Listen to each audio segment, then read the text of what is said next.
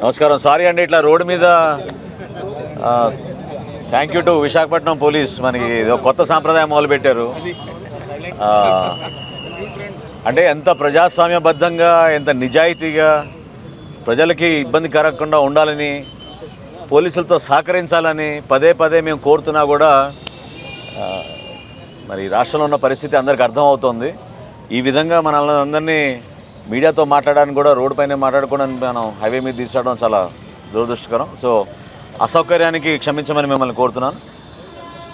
ఈ రోజు నుంచి వారం రోజుల పాటు ఉత్తరాంధ్రలో పార్టీ బలోపేతం కోసం మా పార్టీ అధ్యక్షులు పవన్ కళ్యాణ్ గారు ఒక నిర్ణయం తీసుకుని ఒక మంచి ప్రణాళికతోటి ముందుగా విజయనగరం జిల్లాలో క్షేత్రస్థాయిలో వాస్తవ పరిస్థితులు, అక్కడ గత 3.5 సంవత్సరాల నుంచి జరిగిన దౌర్జన్యాలు, అక్కడ జరిగిన అవకతవకలు, ఎవరు ఊహించని విధంగా జరుగుతున్న అవినీతి, ఇవన్నీ ఎండగట్టడానికి కోసం జనసేన పార్టీ నాయకులతోటి, మా జన సైనికులతోటి, వీర మహిళలతోటి క్షేత్రస్థాయిలో సుదీర్ఘంగా వాళ్ళతో చర్చించమని ఆయన ఒక ప్రణాళిక సిద్ధం చేశారు. అందుకు అనుగుణంగా ఈరోజు బయలుదేరి విజయనగరానికి వెళ్తున్నాం.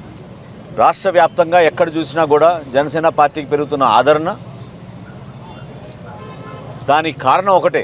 ఎందుకంటే నిజాయితీగా ప్రజల పక్షాన్ని నిలబడి ఎక్కడైనా సరే ప్రభుత్వం అంటే ప్రజల కోసం పనిచేయాలి, సొంత కుటుంబాల కోసమో పార్టీల కోసమో లేకపోతే వాళ్ళ ఆస్తుల కోసం కాదనే ఒక మంచి ఆలోచనతోటి జనసేన పార్టీని అన్ని ప్రాంతాల్లోకి విస్తృతంగా తీసుకెళ్తున్నాం. మొన్న కడప జిల్లాలో జరిగిన పర్యటనలో మీ అందరూ చూశారు.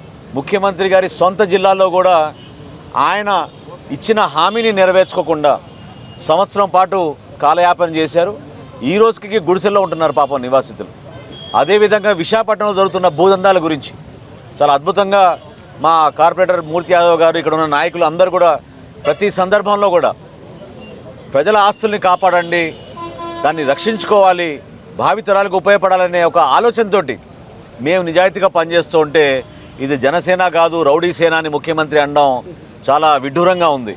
ఎందుకంటే ఈరోజు ఆయనకి ముఖ్యమంత్రి పదవి ఒక ముసుగులాగా ఉండొచ్చు, కానీ తెర వెనుక, ముసుగు వెనుక ఎటువంటి వ్యక్తి ఉన్నారో, ఆయన ఏం చేశారో గతంలో రాష్ట్రంలో ప్రతి ఒక్కరికి తెలుసు. సో ఆయన దగ్గర నుంచి కండక్ట్ సర్టిఫికెట్టు లేకపోతే మా గురించో మేము చేస్తున్న కార్యక్రమాల గురించో ముఖ్యమంత్రి గారి దగ్గర నుంచి మాత్రం మాకు ఆ సర్టిఫికెట్ అవసరం లేదు. ఆయన అర్థం చేసుకోవాలి. ఇక్కడ ఇదే విశాఖపట్నంలో భవన నిర్మాణ కార్మికులకి తీవ్రమైన అన్యాయం జరిగితే దానికోసం నిలబడి ఆ రోజు లాంగ్ మార్చ్ నిర్వహించింది పవన్ కళ్యాణ్ గారు. ఆ స్ఫూర్తితోటి రాష్ట్ర వ్యాప్తంగా మా జన సైనికులు డొక్కా సీతమ్మ గారిని ఆదర్శవంతంగా తీసుకుని 5 రోజుల పాటు మరి వాళ్ళందరికీ కూడా ఆహారం అందించే ఒక కార్యక్రమం ఏర్పాటు చేశాం. అప్పటి నుంచి నిరంతరంగా జరుగుతున్న ప్రక్రియ భారతదేశంలోనే కాదు ప్రపంచంలో కూడా ఏ రాజకీయ పార్టీ చేయని కార్యక్రమం ఈ రోజున ఆత్మహత్య చేసుకున్న రైతు కుటుంబాలకి పవన్ కళ్యాణ్ గారు ₹1,00,000 ఆర్థిక సాయం ప్రతి కుటుంబానికి అందిస్తున్నారు. అటువంటి ఆలోచనతో పనిచేస్తున్న పార్టీని కూడా దిగజారుడుగా ముఖ్యమంత్రి అనే వ్యక్తి ప్రభుత్వ కార్యక్రమాలని కేవలం రాజకీయ పరంగా వాడుకోవడం చాలా అన్యాయం. ఎప్పుడు చూడలేదు మనం. మీకు దమ్ముంటే, మీలో నిజాయితీ ఉంటే మీరు రండి, అధికార యంత్రాంగాన్ని మీరు దుర్వినియోగం చేయబాకండి, పోలీసులను అడ్డం పెట్టుకోబాకండి. ఎవరు మీతో ఉన్నారో ఎవరు మీతో లేరో మీకు అర్థమవుతుంది. అంతేగాని బస్సులు పెట్టి కాలేజీలకి సెలవులు ప్రకటించి విచిత్రంగా వేల సంఖ్యలో అందరినీ అక్కడ తోలుకొని బ్రహ్మాండమైన సభ జరిపామని చెప్పి మీరు ప్రజల్ని మభ్యపెట్టడానికి మీరు చేస్తున్న ప్రయత్నం ఏమాత్రం కూడా ఫలించదు. వాస్తవ పరిస్థితులు విడ్డూరంగా ఉన్నాయి. అవి ఏంటంటే ప్రజలు మీ పైన తిరగబడడానికి సిద్ధంగా ఉన్నారు. ఖచ్చితంగా రాబోయే రోజుల్లో వైఎస్ఆర్సీపీ విముక్త ఆంధ్రప్రదేశ్ కోసం రాష్ట్ర ప్రజలు ఎదురు చూస్తున్నారు. దానికోసం అంకిత భావంతో జనసేన పార్టీ పనిచేసుకుంటూ ప్రతిరోజు మేము, మా కార్యకర్తలు, మా నాయకులు ఒక చిత్తశుద్ధితోటి, అంకిత భావంతో పవన్ కళ్యాణ్ గారి సిద్ధాంతాలని ప్రజల్లో తీసుకెళ్లి నిలబెడతామని సందర్భంగా తెలుపుకుంటున్నాను. Thank you. అంటే నిజంగానే మరి పోలీస్ శాఖ వాళ్ళని పాపం మనం గౌరవించాలి, కానీ వాళ్ళకు వచ్చిన ఆదేశాలు ఆ విధంగా ఉన్నాయి. గతంలో చూసాం మనం, పెన్లు కూడా అక్కడ పెట్టేసి వెళ్ళమంటున్నారు. దేనికి ఇంత భయపడుతున్నాడు ఈ ముఖ్యమంత్రి? సొంత పులివెందుల్లో కూడా బ్యారికేడ్లు కట్టుకొని, పరదాలు కట్టుకొని తిరుగుతున్నారు ఆయన. నిన్న మహిళల్ని అవమానపరిచేటట్టు, కించపరిచేటట్టు చున్నీలు తీసేసి వెళ్ళమంటుంటే సభకి అది అగౌరవపరిచినట్టు కాదా? దీనికి పోలీస్ శాఖ కాదు, దీనికి రెస్పాన్సిబుల్ ఎవరంటే ముఖ్యమంత్రి గారు. ముఖ్యమంత్రి గారు స్వయంగా క్షమాపణ చెప్పాలి.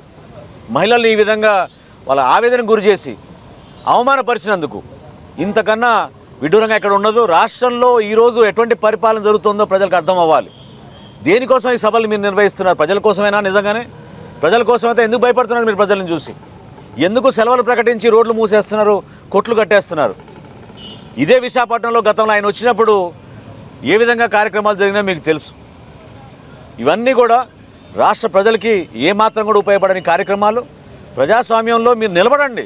ప్రజలు మీకు నిజంగానే మీరు మంచి నాయకత్వం, మంచి పరిపాలన అందిస్తున్నారంటే మిమ్మల్ని ఆశీర్వదిస్తారు. మీలో లేదు కాబట్టి ఖచ్చితంగా మిమ్మల్ని ఇంటికి పంపించే కార్యక్రమం తొందరలోనే మొదలవుతుంది.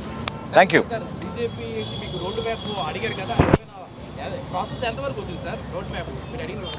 మొన్న భారత ప్రధాని నరేంద్ర మోడీ గారితో మా పార్టీ అధ్యక్షులు పవన్ కళ్యాణ్ గారు సుదీర్ఘమైన చర్చల్లో భాగంగా అనేక అంశాలు డిస్కస్ చేశారండి. మా పార్టీ అధ్యక్షులు పవన్ కళ్యాణ్ గారు మీ అందరితో ఆ రోజు మాట్లాడినప్పుడు ఇదే మాట అన్నారు. మనం ప్రధానమంత్రి గారిని గౌరవించుకోవాలి. ఆ స్థాయిలో ఉన్న వ్యక్తి రాష్ట్రంలో జరుగుతున్న పరిణామాల గురించి, విషయాల గురించి కూలంకుషంగా చర్చించుకున్నాం. ఆ చర్చల్ని మేము గౌరవించుకుని ఆ విషయాలు బయటికి వెల్లడించడం లేదు. ఖచ్చితంగా మన ప్రజల భవిష్యత్తును దృష్టిలో పెట్టుకుని ప్రధానమంత్రి గారు అడుగులు వేస్తారని మాకు నమ్మకం కలిగింది. ఆ చర్చల్లో భాగంగా తప్పకుండా ఆంధ్రప్రదేశ్కి నరేంద్ర మోడీ గారు అండగా నిలబడి మన ప్రజలకి మంచి భవిష్యత్తు ఉండేటట్టు ఆయన కొన్ని నిర్ణయాలు తీసుకుంటారనే ఒక ఆలోచన, ఒక ఆశ మాత్రం ఖచ్చితంగా మాలో ఆ మీటింగ్ తర్వాత పవన్ కళ్యాణ్ గారు మీ అందరితో కూడా పంచుకున్నారు. Thank you.